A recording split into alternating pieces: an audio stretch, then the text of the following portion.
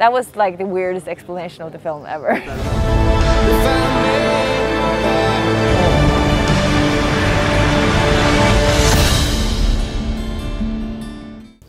Julie en 12 chapitres is a film about a 30-year-old woman. We follow her through several years of her life, from late 20s to early 30s, where she goes through kind of an existential quest to try to figure out what is my life going to be in terms of love and career. She feels that she was supposed to be a grown-up, and she has all these dreams and ideas, but somehow she still feels like she doesn't know how to make the right choices in her life. She's so like privileged in the way that she could become whatever she wants. She's like smart and funny and cool and talented, but it's the paradox of choices. She's very unhappy because she can choose whatever she wants all the time. So to like protect herself from that sadness and loneliness that she's in, she's like making her own destructive fun and sneaking into weddings and finding like guys to flirt with. The film is written for Renate Reinsve, and she had a tiny part in the film I made 10 years ago called Oslo 31 août, which I remember looking at her on set when we were filming, thinking like, she's really talented. I only gave her a tiny part. She had one line of dialogue, but I wanted to do something else with her. And she's been great in theater.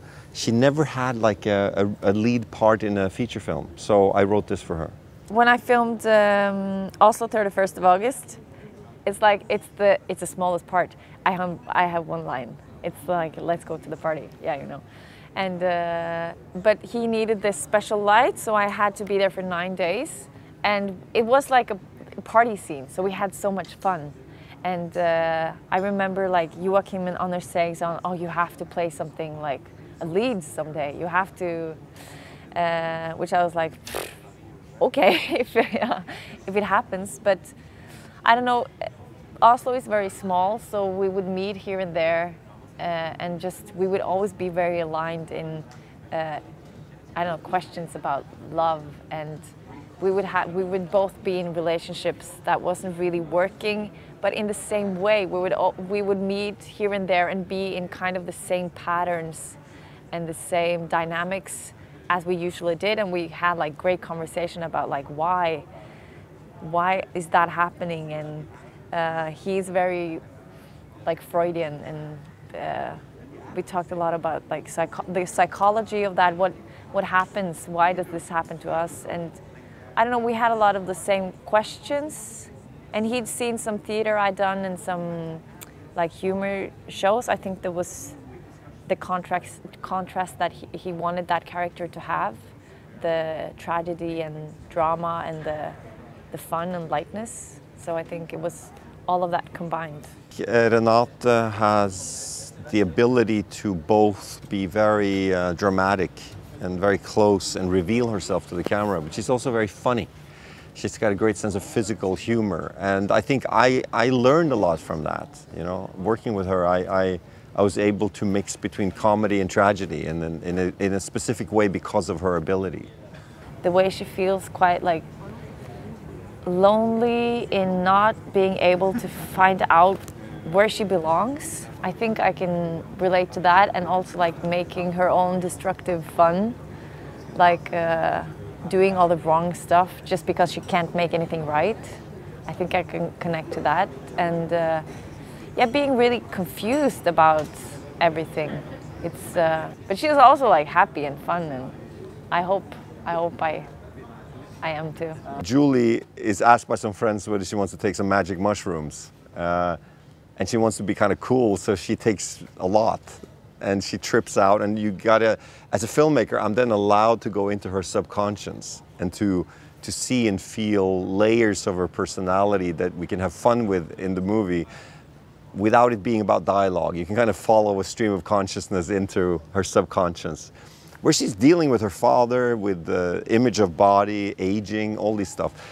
So I think that was interesting. It's kind of more than, I'm not that interested in drugs in itself, you know. And I've also made films about the destructivity of drugs, but I'm interested in the idea that when we feel free and chaotic, we can be one thing, and when we're ordered, we're something else, and that life goes between these two things.